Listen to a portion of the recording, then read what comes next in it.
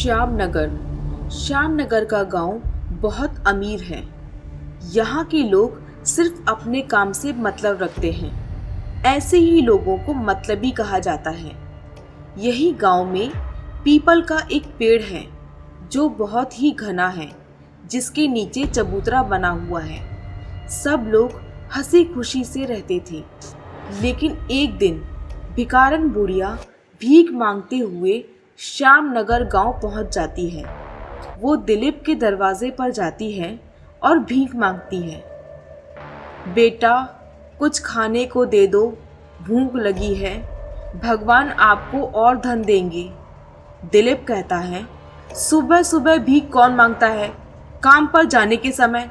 जाओ आगे, अभी मैं काम पे जा रहा हूँ। बाहर की आवाज़ सुनकर अंदर से गीता बाहर आई और कहा, रुको, मैं इनके लिए कुछ खाना लाती हूँ। बुढ़िया कहती है, भगवान तुम्हारा भला करे। बुढ़िया खाना लेकर चली जाती है।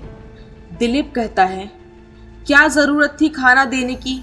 पैसों की बर्बादी करती हो। लोग सब हमसे अमीर हो रहे हैं और तुम पैसे उड़ा रही हो। गीता कहती है, तुम बिना मतलब के बात मत करो। खाना खराब हो चुका था इसलिए दे दिया। खाना लेकर भिखारन बुढ़िया पीपल के पेड़ के नीचे चली जाती है। खाने को खोलते ही उसमें से बदबू आती है। गौर से देखा तो उसमें कीड़े पड़ चुके थे। गरीब बुढ़िया ने खाना फेंक दिया और दूसरे घर में भीख मांगने चली गई। और वो एक गरिमा नाम की औरत से बोली, भगवान भला करे तुम्हारा, मुझे कुछ खाने को दो। हाँ, गंदा खाना मत देना, मैं पहले से ही बीमार हूँ और बीमार हो जाऊंगी। गरिमा कहती है, हाँ हाँ, भीख मांगती हो और ऊपर से फरमाइश। जाओ, नहीं है मेरे पास देने के लिए कुछ भी। गरीब बुढ़िया वहाँ से दूसरे घर में खाना मांगने चली गई। एक आदमी ने थोड़ा सा खाना दिया। बुढ़िया कहती है, बेटा, थोड़ा सा खाना और दे दो, इसमें तो पेट नहीं भरेगा। वो आदमी कहता है, देखो, हम इससे ज़्यादा नहीं दे सकते, महंगाई का ज़माना है, पेट्रोल कितना महंगा हो गया है पता है? गरीब बुढ़िया को गांव के लोगों से इतनी कम भीख मिली कि उससे उसका पेट नहीं भरता। कुछ दिनों में वो और ज़्यादा कमज़ोर हो गई और बहुत अधिक गर्मी होने के कारण एक दिन बुढ़िया को ज़ोरों से प्यास लगती है। आसपास पानी ना मिलने के कारण वो लोगों के घर जाकर पानी मांगने लगती है। लेकिन वहाँ के लोग इतने मतलबी हैं कि गरीब बुढ़िया को पानी भी नहीं दे रहे थे। बुढ़िया कहती है, पानी दे दो, मुझे पानी दे दो, पानी दे दो, कोई मुझे पानी दे दो। उसे कोई भी पानी नहीं दे रहा था। उसे देखते ही वहाँ के लोग उसे भगा देते थे। लोगों के घर जाकर वो बहुत थक चुकी थी, लेकिन एक बूंद भी पानी की नहीं मिली। चलते चलते वो उस पीपल के पेड़ के नीचे जाकर बैठ जाती है। कुछ देर बाद बीमारी और पानी ना मिलने के कारण बुढ़िया की वहीं मृत्यु हो जाती है। बुढ़िया की मृत्यु हो जाने के बाद वहाँ अजीब अजीब सी घटनाएं होने लगती हैं। जब रात को सब लोग सो रहे होते हैं तो आधी रात को एक औरत के रोने की आवाज़ सुनाई देती है। ये आवाज़ इतनी तेज़ होती है कि पूरे गांव को सुनाई देती है। रोने की आवाज़ के साथ साथ चीखने चिल्लाने की आवाज़ भी आने लगती है, जिससे लोग और भी ज़्यादा डरने लगते हैं। गांव के लोगों ने एक मीटिंग बुलाई। सब लोग उस पीपल के पेड़ के नीचे इकट्ठा होते हैं। उसमें से एक आदमी बोलता है, गांव वालों, ये क्या हो रहा है गांव में? रोज़ रात को एक औरत के रोने और चिल्लाने की आवाज़ सुनाई देती है। तभी एक औरत बोलती है, इसका क्या उपाय है? मेरे बच्चे बहुत डर रहे हैं। तभी एक दूसरा आदमी बोलता है, सभी लोग रात को अपने अपने घर में हनुमान चालीसा बजाओ। दूसरा आदमी बोलता है, सभी लोग अपने अपने घर में चुपचाप सो जाओ, देखते हैं आगे क्या करते हैं। लेकिन एक दिन दिलीप उस पीपल के पेड़ के नीचे से जा रहा था। उसकी कार खराब हो गई। पीपल के पेड़ के नीचे से जो गुजरता था उसकी तबीयत खराब हो जाती थी और उसे तेज बुखार हो जाता था। तो कभी हंसने की आवाज़, तो कभी रोने की आवाज़, तो कभी किसी से बात करने की आवाज़ आती है। ये सारी बातें लोगों के डर को अंदर से और ज़्यादा बढ़ाती जा रही थी। एक दिन अचानक गांव में पीपल के पेड़ के पास रहने वाला एक व्यक्ति कुछ दिनों से लापता हो जाता है। सुबह उस व्यक्ति का मृत शरीर पीपल के पेड़ के नीचे पड़ा हुआ मिलता है। इस बात से गांव वालों को और भी ज़्यादा डर लगता है। गीता कहती है, कोई भी शाम होने के बाद घर के बाहर नहीं निकलेगा।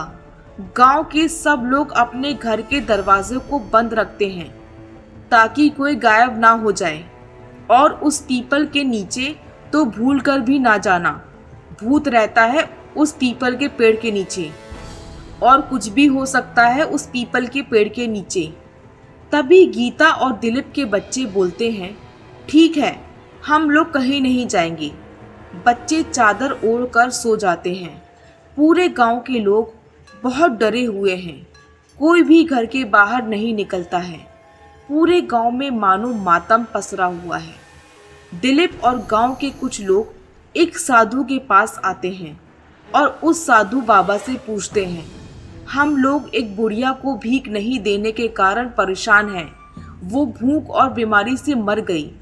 बाबा कहते हैं, ये सब जो भी हो रहा है उसमें तुम सब गांव वालों की ही गलती है। तुमने एक बीमार और गरीब बुढ़िया को लालच और निर्दयता के चलते मार डाला। तुम लोग उसे 2-4 रोटी भी नहीं दे सके, जिसके कारण उस गरीब बुढ़िया की जान चली गई और वो अब अपना बदला ले रही है। गांव वाले डर जाते हैं और साधु बाबा से पूछते हैं, क्या इसका कोई इलाज नहीं है बाबा जी? बाबा कहते हैं, हवन पूजा का इंतजाम करना होगा, तब शायद कुछ हो सकता है। तब सभी गांव वाले बोलते हैं, ठीक है, हम सब तैयार हैं। हवन पूजन शुरू हुआ। साधु के मंत्र उपचार से चुड़ैल प्रकट हुई। चुड़ैल बोलती है, ये साधु, तुम क्यों इस मामले में पड़ रहे हो? तुम अपने रास्ते चले जाओ, वरना तुम्हें भी मौत मिलेगी। बाबा कहता है, देखो, इंसान से गलती हो जाती है। तुम बताओ, तुम्हें क्या चाहिए? तुम्हारे नाम का मंदिर बनवा देते हैं। लोगों को परेशान करना बंद करो। चुड़ैल हंसते हुए कहती है, जिंदा होने पर तो कुत्ते से भी ज्यादा बुरा व्यवहार किया और अब देवी देवताओं की बराबरी दे रही हो। मैं उस लायक नहीं हूँ। मैं चुड़ैल हूँ, चुड़ैल। बाबा कहते हैं, कुछ तो उपाय होगा जिससे कि तुम गांव के लोगों को छोड़ दो। चुड़ैल कहती है, एक उपाय है। इन सब पापियों को गांव छोड़ना पड़ेगा, वरना सब मारे जाएंगे। और साधु, तुम भी चले जाओ, क्योंकि गुनहगारों के साथ बेगुनाह भी मारे जाते हैं। इस गांव को मेरा श्राप है कि जो भी इस गांव में रहेगा वो मरेगा, जैसा मैं मरी थी। ये बोलकर चुड़ैल गायब हो जाती है और साधु गांव वालों से बोलता है, इसका कोई इलाज नहीं है। जब तक वह अपना बदला नहीं लेती वो शांत नहीं होगी। धीरे धीरे लोग बीमार होने लगे और बीमारी बढ़ती जा रही थी, जिसके कारण श्यामनगर वालों को उस गांव को मजबूरी में छोड़कर दूसरी जगह जाना पड़ा। लोगों के एक गलती के कारण अपना अपना घर, अपनी जमीन जायदाद सब छोड़कर जाना पड़ा। ये गांव अब सुनसान पड़ा है। यहाँ अब ना कोई आता है और ना कोई रहता है। इसलिए हमें कभी भी घमंड और निर्दयता से हमें किसी का अनादर नहीं करना चाहिए।